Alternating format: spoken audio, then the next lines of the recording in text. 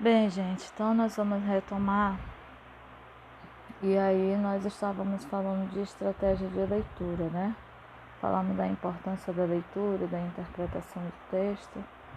E aí nós vimos que é importante o hábito da leitura para melhorar nossa interpretação, nossa escrita, né? Então agora nós vamos falar um pouco sobre estratégias de leitura. As estratégias de leitura diz respeito às formas utilizadas pelo leitor para facilitar a compreensão, né? Então, o que eu devo fazer para eu ler e compreender melhor um texto, quais são as técnicas. Nem sempre isso funciona igual para todos, né? Tem pessoas que usam de uma técnica, outras pessoas vão usar de outra, né? Mas aí aqui nós vamos ver algumas e vocês vão adaptando aí para qual vocês consideram mais apropriada para o dia a dia de vocês. Ler em voz alta, né? Leitura em voz alta é uma estratégia muito utilizada. Deixa eu baixar aqui. Muito utilizada e é bem legal, porque quando você lê, você consegue ver e ouvir. E isso facilita muito sua compreensão. Exposição de pensamentos. Aqui, quando você fala o que você entendeu sobre um texto, isso é muito usado em sala de aula. Identificação dos fatores chaves, né? Quando você identifica qual o objetivo do texto, para qual tipo de leitura ele foi escrito, se você é contra ou a favor do que o autor escreveu, do posicionamento dele. E aí você faz essas perguntas e quando você consegue responder, você consegue fazer uma análise melhor do texto. A representação visual dos acontecimentos, né? Você conseguir imaginar, internalizar o que você leu. E se você faz isso, você consegue compreender bem mais, né? Antecipação das informações que diz respeito ao conhecimento prévio que o leitor possui a respeito do que lê. É bem interessante aqui que quando a gente lê algo que não faz parte do nosso cotidiano, por exemplo, no primeiro período do curso de enfermagem, ler textos da saúde talvez seja uma tarefa mais difícil, mas com o tempo, quando você vai melhorando seu conhecimento prévio em relação a essas temáticas, lá para o quinto período, sexto período, você vai ver que você já vai ter uma compreensão muito melhor, porque você já tem o conhecimento prévio sobre o assunto. Então, é bom ler textos sobre o que nós já sabemos, nós já conhecemos, que isso torna a compreensão muito mais fácil. O questionário, né, que é uma técnica também muito utilizada, onde eu faço perguntas sobre o texto que eu li, e isso é trabalhoso, mas é muito bom. Eu sempre gosto de pedir, por exemplo, para os meus alunos, depois da leitura, fazerem perguntas e responder, até a gente faz troca de prova, isso é bem legal. Então o questionário, ele ajuda muito, né, a compreender a leitura. E o resumo, muito usado também, né, que é a síntese do texto. Você lê e faz o seu resumo de forma crítica ou não. Essas estratégias, elas vão ajudar a interpretar textos, né? Que não é a interpretação, ela não é simplesmente compreender o que está escrito, o que passa na cabeça do autor que escreveu o texto, mas ela vai além disso, porque ela exige que você consiga inferir informações que não estão escritas, mas que está ali. Então, isso vai depender muito do teu conhecimento prévio, vai depender muito das estratégias de leitura que você vai utilizar, né? E aí, o que é possível, como é possível eu inferir uma informação? Como é possível ver além do que está escrito, né? Por exemplo, tem um aqui que diz assim: levei minha filha caçula ao parque. Quando eu leio isso em um texto, eu consigo entender que o personagem desse texto, ele não tem apenas uma filha. Ele levou a filha caçula, logo eu entendo que tem mais de uma. Então, para entender um texto, nós temos que usar dois tipos de leitura, a informativa e a de reconhecimento, né? Então, nós sempre fazemos isso. Algumas pessoas tentam fazer só a informativa. Muitas das vezes isso não dá muito certo. Então, o bom é fazer duas leituras e aí atingir esses dois níveis. Vamos falar do primeiro, que é a leitura informativa. Ela deve ser feita cuidadosamente por ser o primeiro contato com o texto, extraindo-se informações e se preparando para a leitura interpretativa, né? Então, primeiro eu vou fazer aquela leitura onde eu vou conhecer o texto, grifar palavras-chave, passagens importantes, fazer perguntas, procurar saber para quem o texto foi escrito, qual o tipo de texto que eu tenho, essas situações. Depois eu volto e faço a leitura interpretativa. Quando eu vou fazer a leitura interpretativa, é bem interessante que eu tenho que saber qual é a pergunta e quais são as opções de resposta, para poder voltar no meu texto, né? Porque tem muitas palavras, como exceto e respectivamente, que se você não observar isso lá no comando das questões, você pode até errar a resposta de uma questão. E você vai acabar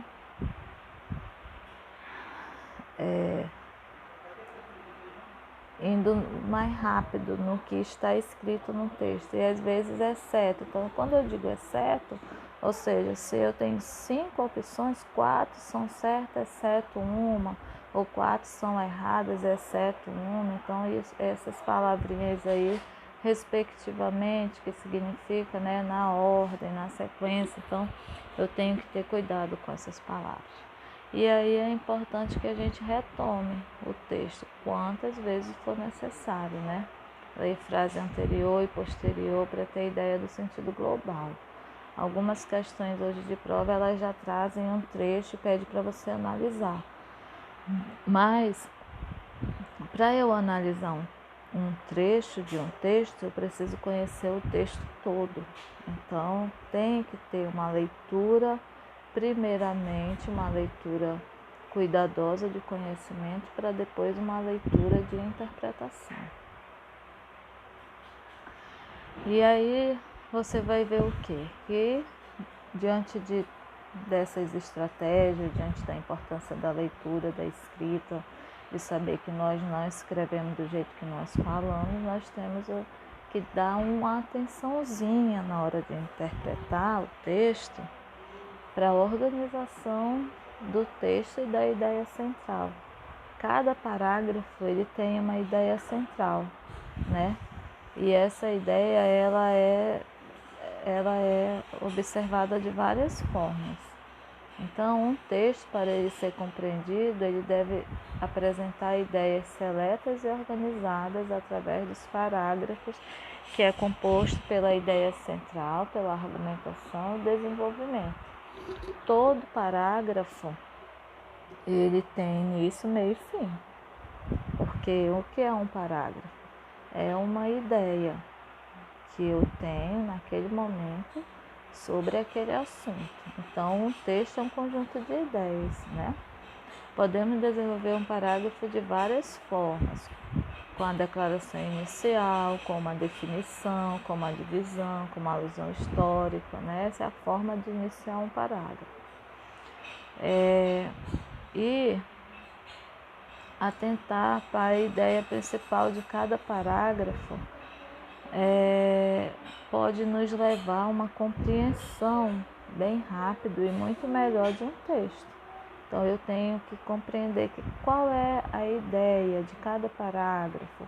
Nesse parágrafo ele quis falar o quê? Então lembra lá das estratégias que eu vou colocar ao lado de cada parágrafo ou uma pergunta, ou uma observação, uma palavra-chave, né?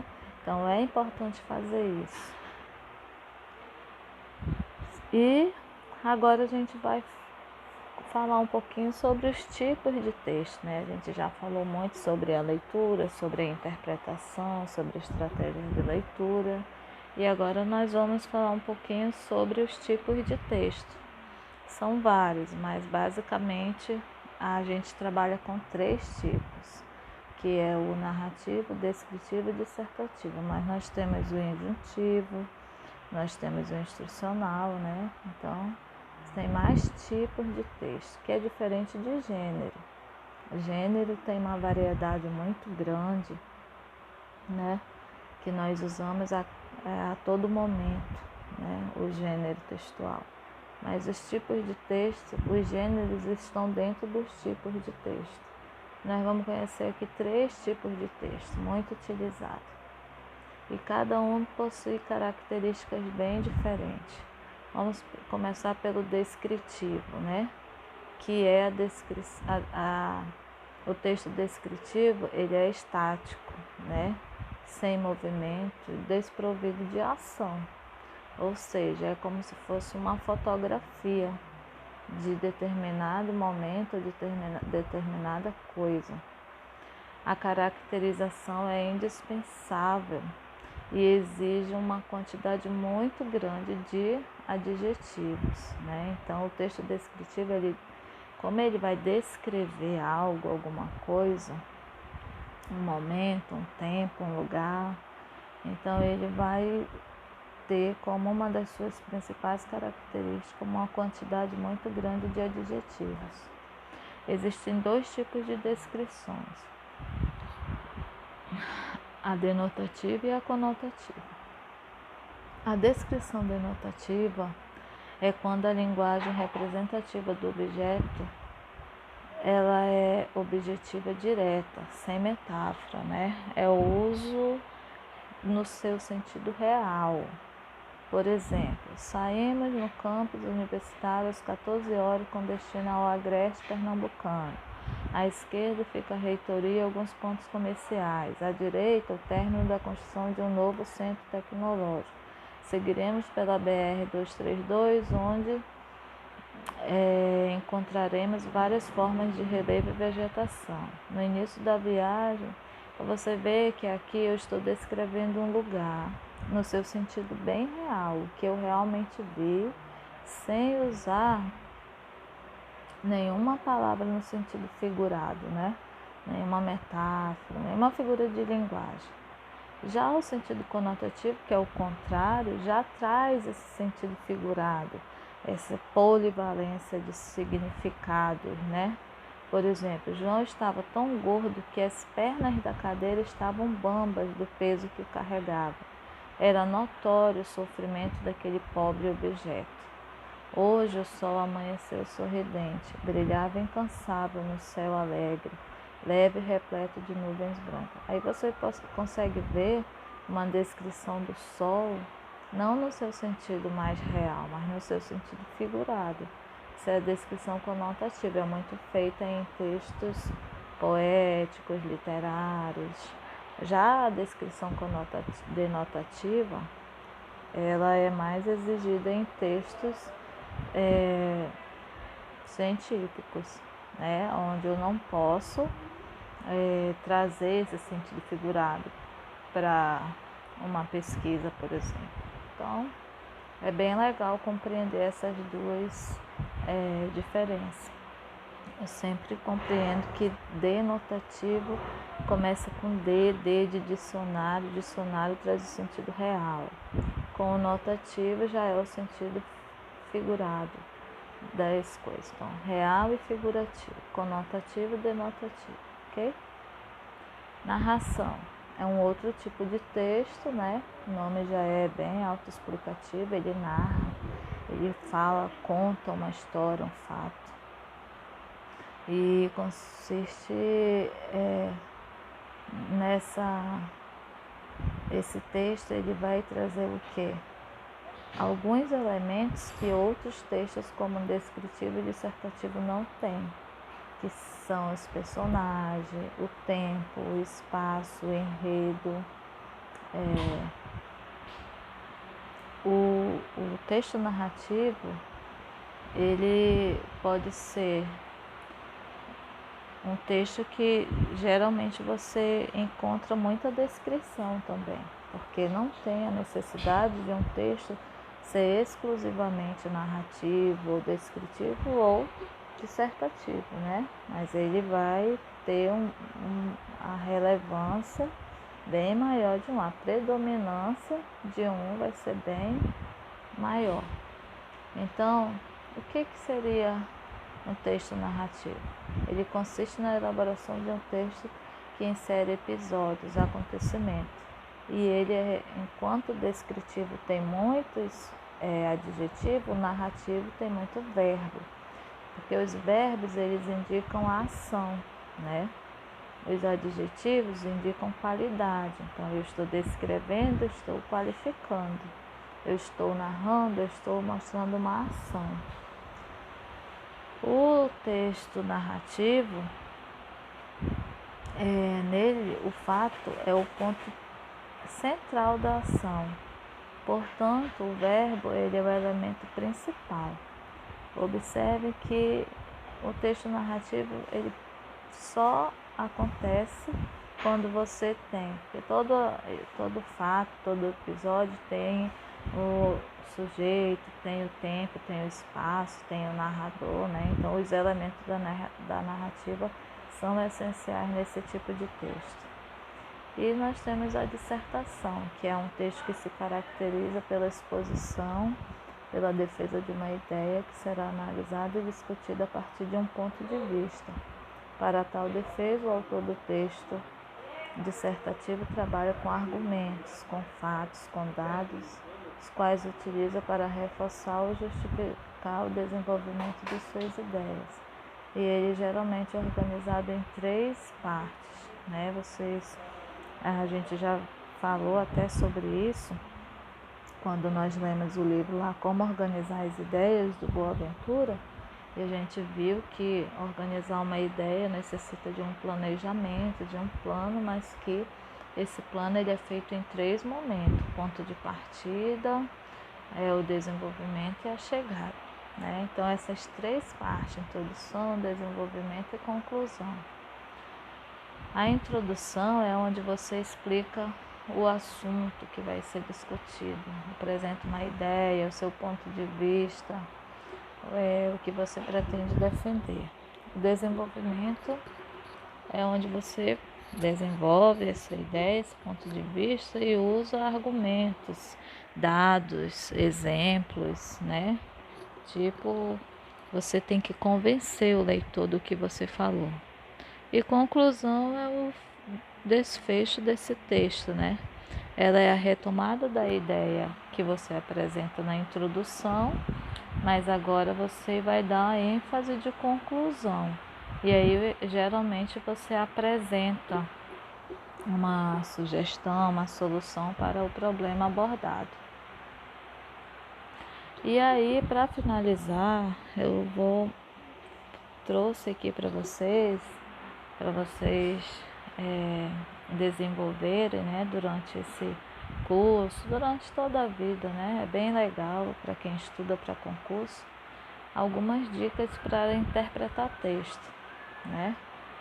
Primeiro, ler todo o texto, procurando ter uma visão geral do assunto, é aquela leitura de conhecimento, para em seguida vir a leitura de interpretação. Depois, Se encontrar a palavra desconhecida, não interrompa a leitura, vá até o fim ininterruptamente. Algumas pessoas deixam de concluir a sua leitura porque às vezes se depara com uma palavra difícil, não conhece o significado e aí deixa de compreender o texto. Você marca aquela palavra, a ideia é marcar essa palavra, circular, sublinhar, para depois você, quando você tiver o conhecimento geral do texto, você tentar substituir essa palavra por uma que seja sinônimo. Ler bem, ler profundamente, ou seja, ler o texto pelo menos umas 3 vezes. Lembra, né, dos 2 tipos de leitura? A leitura de conhecimento, a leitura de interpretação. Então, 2 vezes, eu diria para vocês que 3 vezes, para conhecer bem esse texto, para conseguir chegar à resposta correta. Ler com perspicácia, com sutileza, com malícia nas entrelinhas, né? Sempre buscar perguntar o porquê disso. Sempre ter um olhar mais crítico, não desrespeitando a ideia do autor, mas ter um olhar mais crítico sobre a ideia dele. Voltar ao texto quantas vezes precisar, claro, né? Não permitir que prevaleçam suas ideias, respeitar do autor, já acabei de falar. Partir o texto em pedaços para melhor compreender, e aí esses pedaços seriam os parágrafos, onde vocês vão estar aí buscando, fazendo anotações, lembrando que cada parágrafo tem tópico frasal, né? Tem início, meio e fim, e tem uma ideia. Qual é a ideia de que você anotou de cada parágrafo? Centralizar cada questão ao pedaço do texto correspondente, né? Então, cada pergunta ela está centralizada dentro da resposta dessa pergunta, o enunciado, geralmente ele é da introdução, ele faz parte do desenvolvimento, da conclusão do texto, então é bom você estar centralizando essas questões ao momento do texto. Verificar com atenção e cuidado o enunciado de cada questão, isso porque, como eu falei, tem aquelas palavrinhas que podem nos levar ao erro. Cuidado com os vocábulos, né? Como destoa, que é diferente de, como a não, como a correta, incorreta, certa, errada, falsa, verdadeira, certo. Né? Então essas palavras, quando elas estão no enunciado da questão, elas devem ser marcadas. Deve ter um cuidado especial para elas. Quando 2 alternativas lhe parecem corretas, procure a mais exata ou a mais completa, né? Cuidado também com algumas palavras que generalizam, como nunca, como sempre, como todo, né? Então essas palavras que generalizam, elas podem estar te levando ao erro. Quando o autor apenas sugerir ideia, procurar um fundamento de lógica objetiva, né? Cuidado com as questões voltadas para dados superficiais. Não se deve procurar a verdade exata dentro daquela resposta, mas a opção que melhor se enquadre no sentido do texto, até porque, como nós falamos, nem tudo está escrito, muitas coisas vocês vão inferir em um texto. Isso depende do conhecimento prévio do leitor, né? Depende da compreensão, da interpretação, depende do grau de leitura que o autor tem. Então, o texto ele tem essas características que a gente precisa estar observando. Aí, continuando, às vezes a etimologia ou a semelhança das palavras denuncia a resposta, tem que ter atenção. Procure elaborar quais foram as opiniões expostas pelo autor, definindo o tema e a mensagem. O autor defende ideia e você deve percebê-las, né? Os adjuntos adverbiais e os predicativos do sujeito são muito importantes na interpretação. Por exemplo, quando eu falo ele morreu de fome, o de fome é um adjunto adverbial de causa, ele determina a causa da morte. Ele morreu faminto.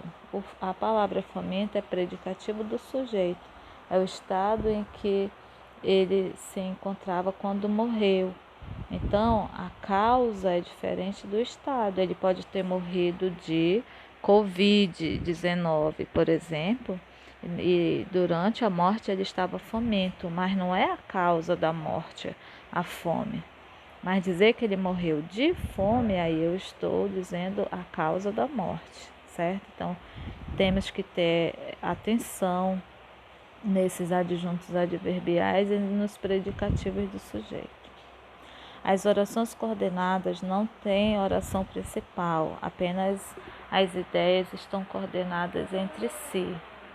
Observe que os adjetivos ligados a um substantivo vão dar a ele maior clareza e expressão, aumentando-lhe ou determinando-lhe o significado. Então, são 20 dicas aqui de interpretação de texto que vocês podem estar assistindo com mais calma, analisando melhor, porque é muito importante, gente. Quem vai fazer aí prova de faculdade, quem vai fazer prova de concurso, ENAD, qualquer situação onde você precisar responder uma pergunta, ler para compreender um texto, você tem que ter atenção nesses passos, né? Então é isso. Eu quero pedir desculpa para vocês porque estou em casa mesmo. Eu estou fazendo esse vídeo aqui num cantinho aqui do quarto, alguns barulhos, né? Eu tentei várias vezes, mas geralmente alguém vem me atrapalhar. E eu espero que isso se resolva logo para que a gente possa estar voltando e resolvendo também muitas questões que nós precisamos nesse semestre. Mas eu sei que a instituição ela está tomando as providências para que tudo dê certo, ninguém vai ficar prejudicado. De alguma forma isso está afetando todos nós, né?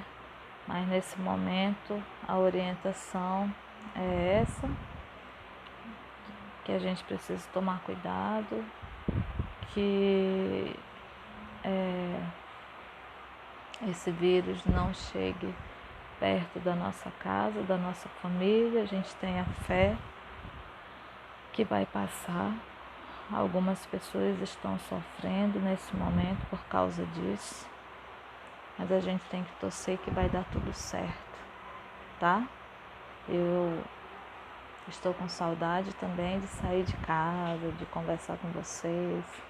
Gosto muito de me distrair um pouco quando eu estou na faculdade conversando. Gosto de contar meus casos. Mas é assim, tá bom? Vai continuar depois falando ainda sobre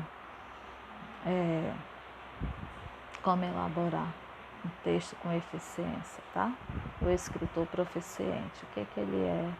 Quero que vocês analisem bem, tá? E qualquer dúvida, eu estou aqui.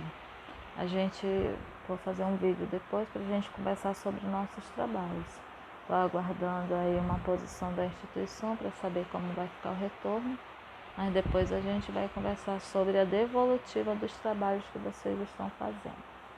Um abraço a todos. Fiquem com Deus, tá bom? Se cuidem. Beijo. Tchau.